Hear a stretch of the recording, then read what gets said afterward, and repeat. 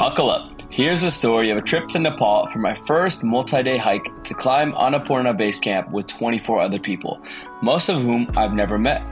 What's the worst that could happen? After a 16-hour flight, we received a warm welcome at the airport and headed into bustling Kathmandu. With a free day to roam before we head out to the hike the next day, we roamed the streets in awe of their incredible and robust electrical grid. Beautiful doggos running around, and we ended up at the sacred monkey temple sitting on top of the city. Some monkeys got luckier than others. Survival of the fittest, I guess. Here's the story of Dharman, who's offering 100 candles at this monkey temple because his dreams of a Europe work visa came true that morning. After momos, we went and got delicious coffee. I noticed that they had a sign for a coffee school, so I paid to hop on the next class that was happening in 15 minutes and just meet up with the group later. I ended up getting trained by masterful sensei, and he treated me to a coffee and a lesson on where all their beans were sourced from and the journey a bean takes from the farm to the table. The day sped by and we called it a night. We were up by 4 a.m. We spent time chatting, getting to know each other, and geared up for that 12-hour journey from Kathmandu to the start of the hike. Inspired by quotes from passing trucks, we forgot about the hours with tea breaks, chit-chat, karaoke, and photo shoots. Hours of bumpy roads, wheeling through streams, stomachs turning, but after catching that first glimpse of a snow-capped Himalayan mountain, we forgot everything and the awe set in. After crossing a bridge and finally getting to our first tea house, we had our long-awaited dinner, shower, and a night's rest. Most nights, we slept in shared rooms like these. In the morning, Kote led Surya Namaskars for the group. It's a form of yoga where you pray to the sun, ideally at sunrise, and it became a tradition, and honestly, it just set the tone of mindfulness and togetherness every morning.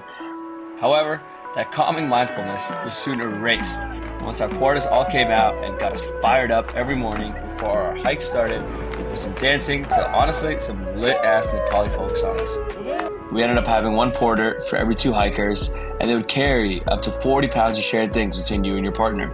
They ranged from 21 years old, like Bimal and Durga, to my porter, Dan Badur, who was 67. They were incredibly happy people. Whenever I would ask Dan Badur how his morning was, he would exclaim with the biggest smile, "Very great," he would say. At first, I felt pretty entitled.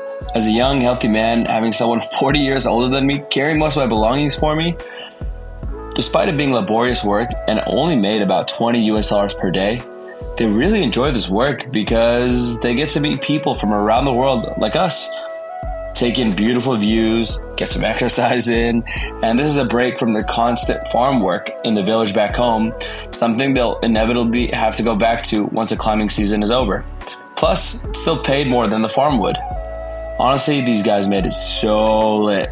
Always joking around, laughing, encouraging you when you're tired, and of course, all the dancing.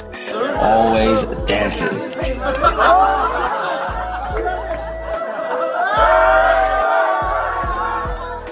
We even got to play a volleyball game against them at 10,000 feet altitude.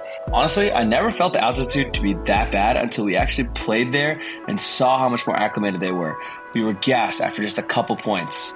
One of my favorite parts of our trip was how communal it felt. We would have breakfast and dinner together every day with masala chai every tea house we stopped at and warm hot ginger teas in the evening. It was a struggle every day and people would hike at different paces, but it was pretty sweet all coming together after the grind of a hike everyone just went through. We hiked about 5 to 7 miles a day for 4 days. It was grueling and all of our limits were tested, but the amazing views we had as we walked made it all worth the climb. After 4 days, we finally reached the long-awaited Annapurna base camp. We, of course, had to celebrate, but when we got there, we couldn't even see the damn mountain with how cloudy it was. Quite the bummer. As someone who loves taking photos of the starry skies, I was probably looking forward to this night sky with Annapurna in the back more than anything. And this got me pretty sad, considering we only had one night at base camp. After dinner and some celebratory karaoke, I went to sleep at 9 p.m., still a little upset. A couple hours later, I went outside to go use the loo, and I didn't blink for the rest of the night. The most incredible starry sky I've ever seen, with stars littered from horizon to horizon. Some of us even stayed out till almost 5 a.m., laughing and enjoying all the shooting stars, despite it being less than 20 degrees out. After an incredible sunrise in the morning, which I actually slept through, Illuminating the frosty tips of the mountain, we had to start our descent. We did a descent rather quickly, and honestly, it was even tougher than coming up since we did in half the time. The last day of the hike, we got back early, snuck out to the hot springs that our leader, Sir Rose, told us not to go to. Before we officially left the mountains, there was a cake, one last meal of dal bhat, and some more dancing. On a sketchy charter plane back to Kathmandu, some of us held on for dear life. Back in Kathmandu, we had to celebrate our victory. And what better way than a karaoke night?